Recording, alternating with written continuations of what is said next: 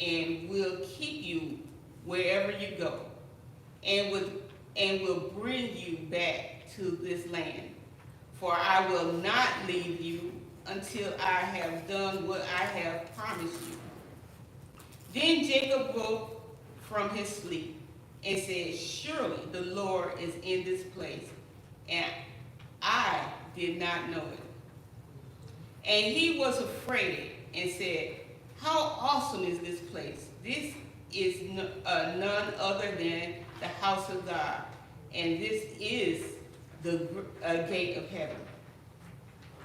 So Jacob rose early in the morning, and he took the stone that he had put under his head and set it up for a pillar and poured oil on it, on the top of it. He called the place Bethel, but the name of the city was Luz at the first. Verse 20. Then Jacob made a vow, saying, if God will be with me, and will keep me in this way that I go, and I will give me bread to eat and clothing to wear, so that I come again to my father's house in peace, then the Lord shall be my God. And this stone which I have set up for a pillar shall be God's house. And of all that you give me, I will surely give 1/10 to you. Amen. And I read for your hearing Genesis 28, 10 through 22. Now, Jacob was a twin to Esau. They were the sons of Isaac and the grandsons of Abraham. Jacob, being a trickster, tricked his brother and his father. He tricked his brother into giving up his birthright. And then he tricked his father in blessing him with that birthright. So,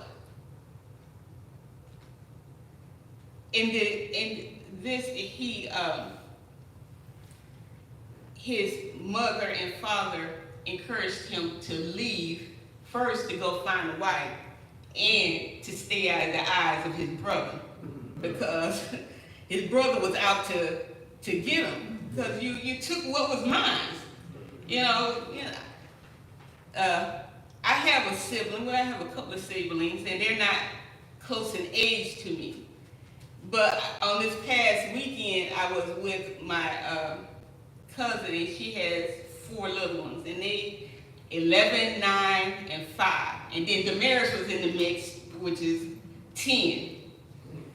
So there was sometimes a little conflict on what's mine and what's yours, and I'm going to use this even though I didn't ask if I'm going, if I could use it. So when you have that dynamics in that family, and you stole my birthright, yeah, there is a little animosity there, and maybe some threat of I'm gonna get you.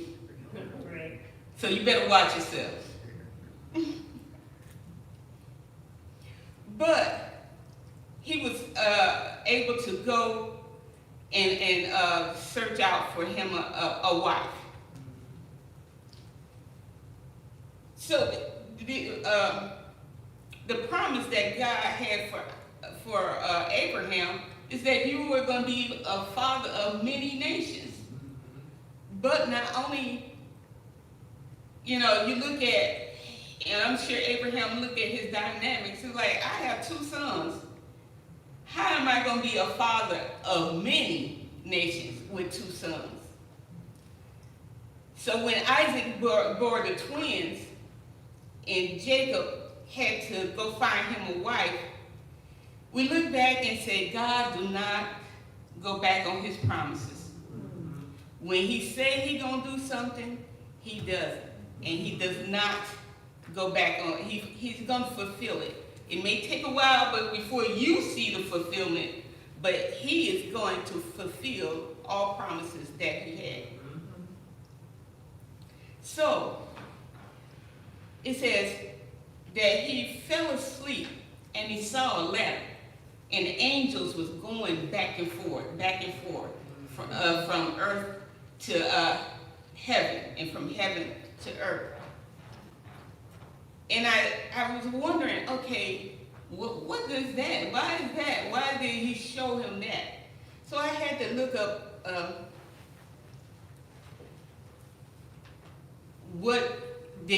how did God use the angels? First it says as a messenger. So we all know one big message that Gabriel brought. He announced the birth of Jesus. And that you can find that in Luke 1, 11 through 19.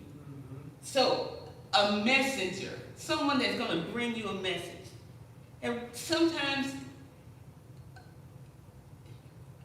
this morning, Deacon was messing with me. So I turned around and said, do you have a word? An angel on earth. You got a word for me? Because I'm receptive to all things that God has for me. So he said he ain't got nothing for me right now, but I'm expecting it. Amen. Next, they are protectors and deliverers. In Psalms 91:11, he says, I will command his angels concerning you to guard you in all your ways. To know that God has assigned an angel that's going to guard all of my ways. Every time I get in that car and I forget to say, God, protect us as we go on this trip, he already has us protected. He has already assigned us an angel that is guarding us, protecting us. Then they are ministers and servants. Angels are described as ministering spirits, serving those who will inherit salvation. And you can find reference to this in Hebrews 1 and 14. Next, they are exalting God's will. Angels are seen as carrying out God's commands and judgments. Next, they are worshipers. Angels are portrayed as worshiping God in the heavenly realm. And you can find this in Revelation 5:11 through 14. And that's what was the significance about the ladder, because it allows that heavenly realm to come down to earth.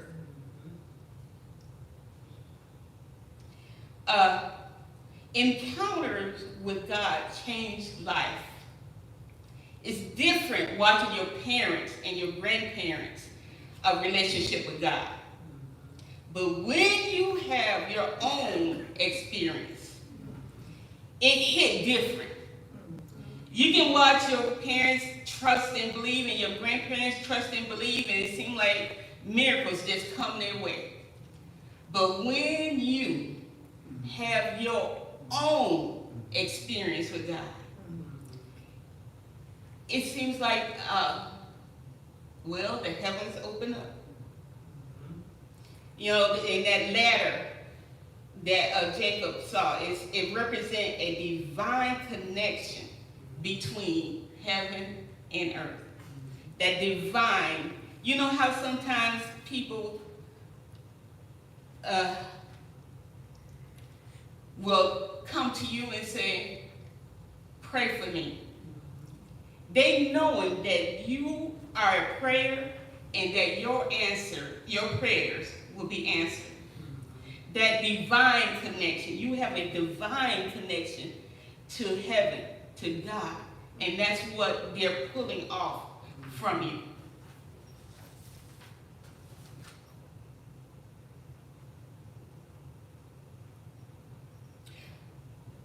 Jacob had this experience with God. Let me give you my experience. I'm sure I told you before that I had a car accident. I was 21. I had this car accident with my cousin, who's same age, but he's blind.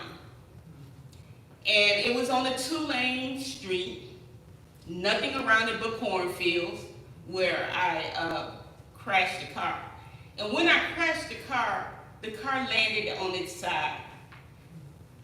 And all I can think, I said, in my own head, it didn't even come out of my mouth, God, how am I going to get me and this blind man out of this car? The next thing I know, the car landed on the 4 wheels. And we were able to get out of the car.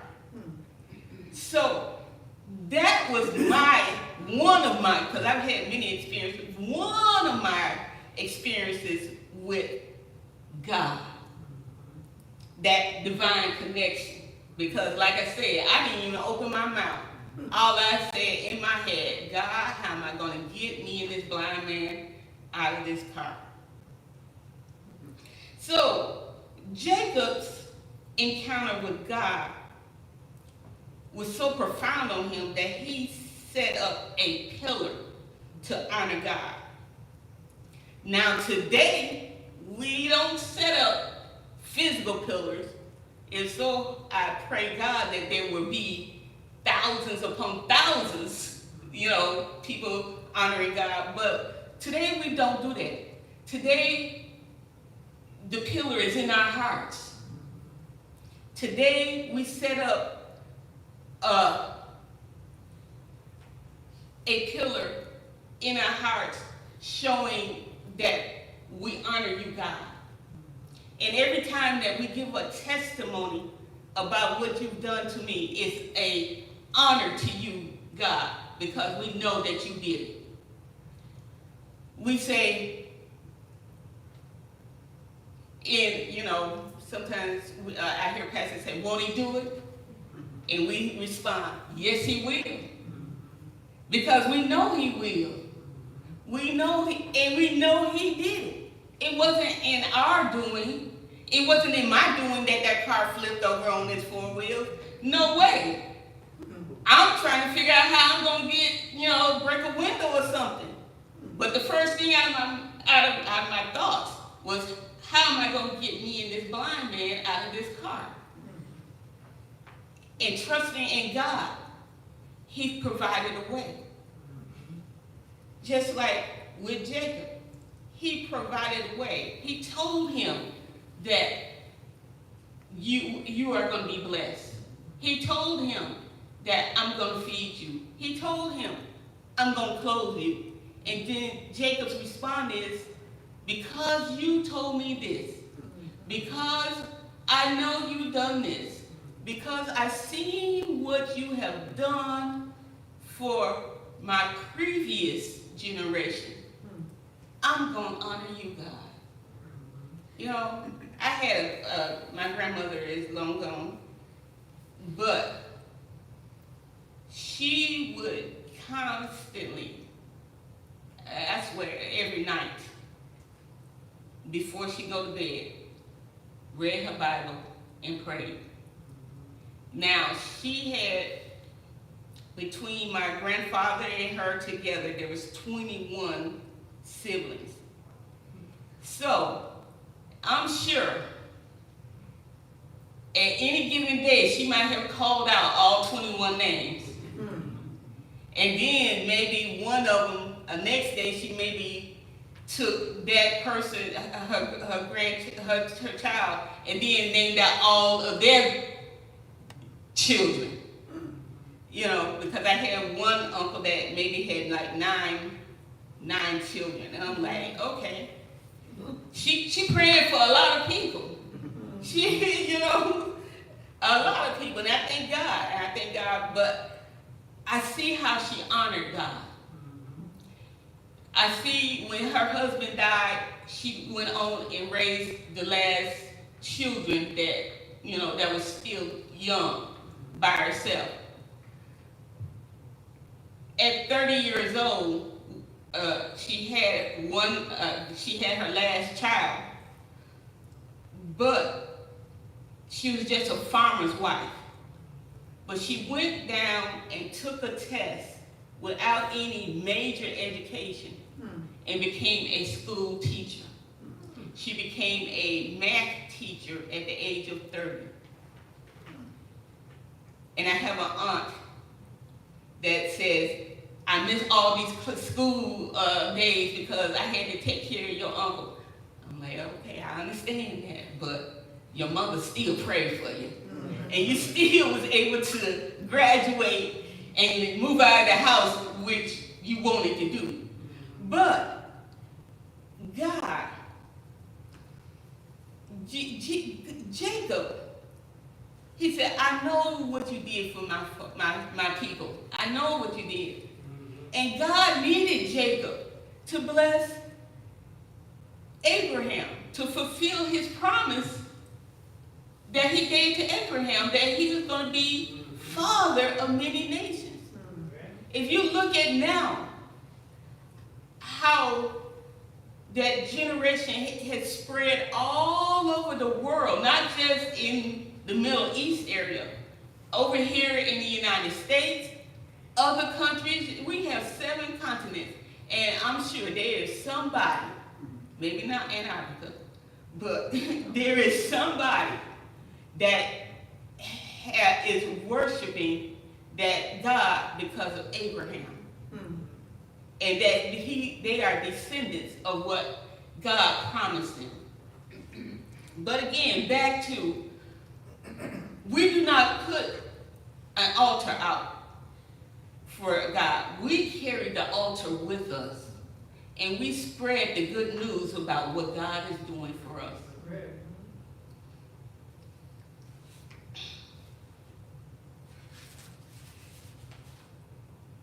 We need to trust God to do what he says. We can't be wishy-washy. We got to say, God, you told me this, and I trust you. I trust you to provide for me. I trust you that I have good health. I trust you because that's what you told me.